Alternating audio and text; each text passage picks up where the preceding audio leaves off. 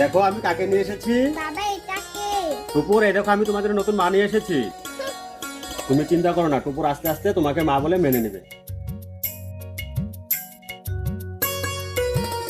ওরে বাবা কি ব্যথা পেলাম, চুলটা ছিঁড়ে গেল। আমি কিছু করিনি, আমি কিছু। তাহলে কি আমার মেয়ে মিথ্যা কথা বলছে? শোকেসটা খোলা, ব্যাপার আমার টাকাগুলো খেয়ে নিল। টুপুর, কি হয়েছে বাবা? শোকেস থেকে টাকাগুলো তুই নিয়েছিস? বাবা টাকাগুলো আমার ভাইয়ের দরকার ছিল, টাকাগুলো নিয়ে আমার ভাইকে দিয়েছি।